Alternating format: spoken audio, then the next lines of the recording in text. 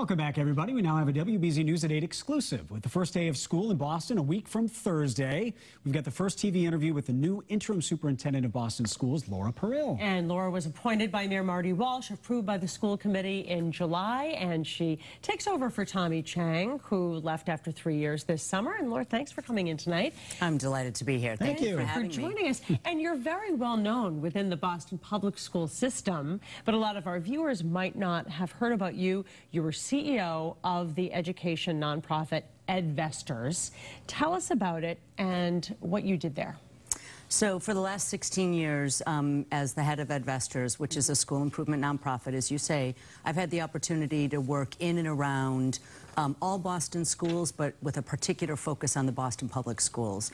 So this means everything from providing resources to foster innovation and solutions and problem solving right at the classroom level and school-based level, to major system-level work on issues like middle grades math rigor, access, equitable access to arts education for now 17,000 more students over the period that we worked on this.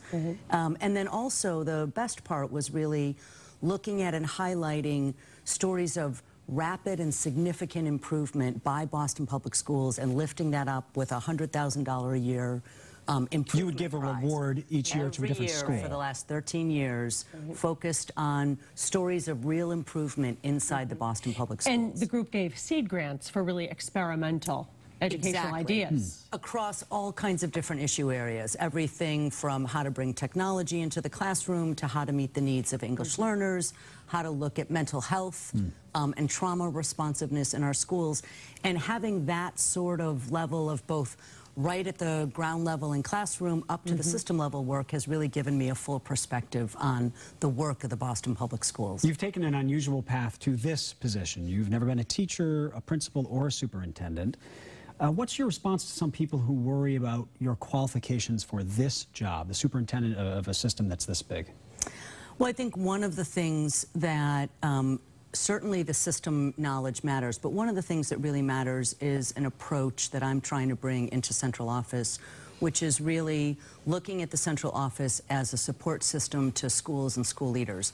So it is first and foremost making sure that the voices of frontline educators, the voices of the school leaders, and the staff who are closest to the work that actually touches our students and families is pulled forward and incorporated into how we make decisions.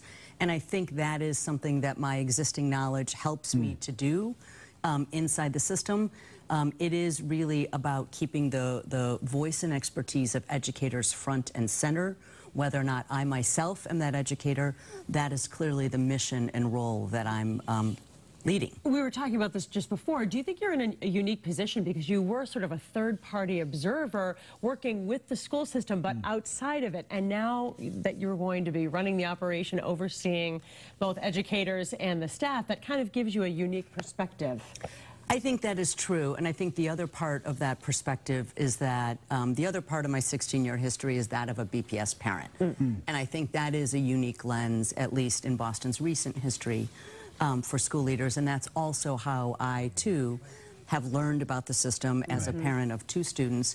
And I think bringing those 2 together is really where, as an interim superintendent, I think my job is to help reposition and support the work so that we don't lose time for our students and families. And both as a parent of 2 children who went through the system and as the CEO of Edvestors, what are some of the issues you've identified specifically that you want to tackle as interim superintendent? So I think there are a few that, particularly during, in the wake of an abrupt transition in the middle of summer, one of the first priorities that I've shared both with school leaders and central office is that we are opening schools in a week. And even when I took the role on July 2nd, not very much time. I think it's important to say out loud how significant all that exciting preparation is and how hard people are working on it. And so I've been supporting that work first and foremost. I think the second is really reconnecting with school leaders and getting this balance right between central office and schools.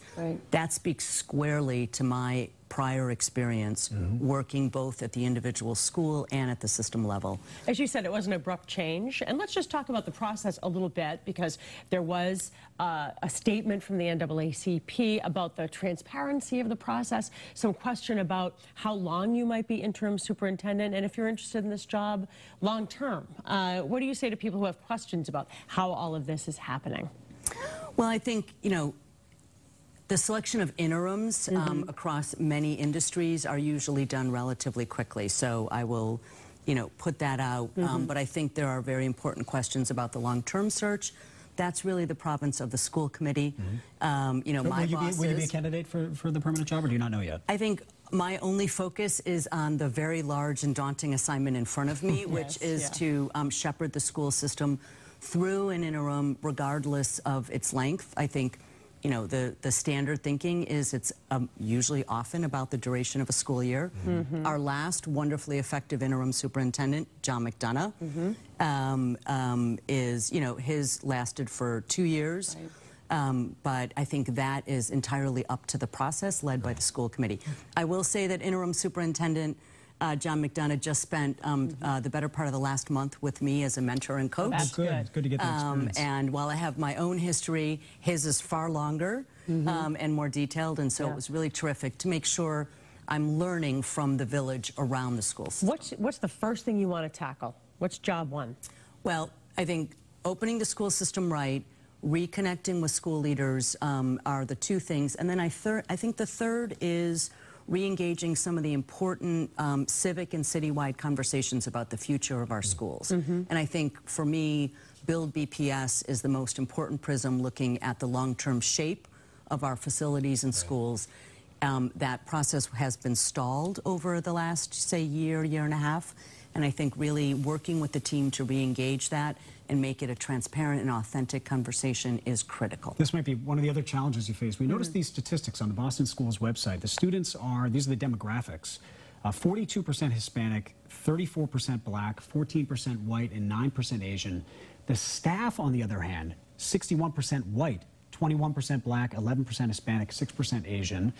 Those statistics are pretty jarring. Do you see a disparity? Is this a challenge, and how do you go about tackling something like this? I think it's absolutely a priority, and I think to increase the diversity of our workforce, given the importance of ensuring that our students see adults that they recognize, and this is true in many roles, the adults who surround them, the staff, the partners, but importantly, school leaders, where we have tremendous diversity, but also our teachers.